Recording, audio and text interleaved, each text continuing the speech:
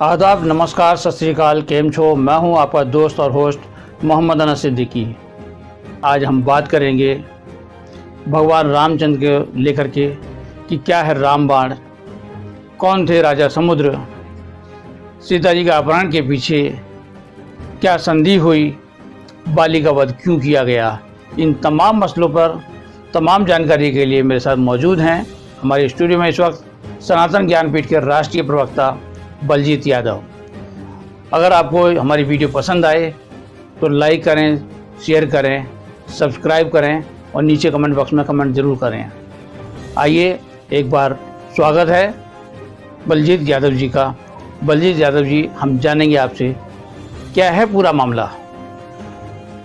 बहुत सारे लोगों ने प्रश्न किया कि समुद्र जो है, भगवान राम ने जो राम सेतु पुल बनाया था और जो समुद्र है वो कैसे प्रकट हो सकते हैं। क्या समुद्र ऐसे प्रकट होकर बोले थे? देखिए, आपको समझना पड़ेगा कि हर चीज़ विज्ञान पर आधारित है। मैं शुरू से कहता रहा, थोड़ा विषय समझाने में मुझे 7-8 मिनट लगेंगे आपको। भगवान राम जब जंगल से सीता माता के अपहरण के बाद जब रावण उनको उठाकर ले गए थे तो ढूंढते हुए रामेश्वरम तट पर जाते हैं। तो वहाँ वो एक पुल का निर्माण करना चाहते थे। तो आप विषय समझिए, बाली वध क्यों आवश्यक था। पहले बाली क्योंकि रावण का साला था और वहाँ पर क्योंकि रावण के यहाँ से आगे वो किसी को बढ़ने नहीं देता था। तो भगवान राम, मैंने पहले कहा था, बहुत बड़े कूटनीतिज्ञ थे और रणनीतिकार थे। तो उन्होंने एक रणनीति के तहत बाली का वध किया और सुग्रीव को अपने पक्ष में लिया। एक बाधा समाप्त करके वो दूसरे गए तो वहां एक समुद्र नाम के राजा थे। ये समुद्र नहीं जो पानी होता है, उसकी रावण से संधि थी। जैसे आज हमारी विभिन्न देशों के साथ संधि होती है, जल मार्ग से, वायु मार्ग से और थलीय सेना से, उसी तरह रावण से संधि थी कि तुम यहां से आगे किसी को बढ़ने नहीं दोगे। तो जो समुद्र था उसने मना कर दिया राजा ने कि मैं यहां पर पुल बनाने की अनुमति नहीं दूंगा।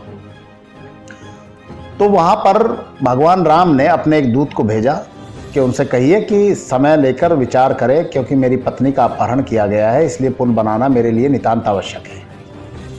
तो समुद्र ने उनकी ये अनुनय विनय ठुकरा दी। तो भगवान राम 3 दिन तक ध्यान में बैठे रहे और बैठने के बाद उन्होंने अपने पीनियल ग्लैंड को इतना एक्टिव किया और फिर बाण निकालकर जैसे ही लगाया था तो अपनी मानसिक तरंगों से, मानसिक ऊर्जा से 21,000 डिग्री सेल्सियस का तापमान जनरेट किया था। मानव इतिहास में आज तक इतना जनरेट तापमान किसी ने नहीं किया। समुद्र का पानी खौलने लगा था, यानी इतनी हीट जनरेट उन्होंने अपनी मानसिक तरंगों से करती थी। कोई मनुष्य तो नहीं कर सकता है, ईश्वर थे। और 3 दिन की साधना में अध्ययनरत रह के उन्होंने ये हीट जनरेट की। तो समुद्र ने कहा क्योंकि ये सूख जाएगा, सब समाप्त हो जाएगा, कितने जीव जंतु मारे जाएंगे, तो वो क्षमा याचना करने लगे।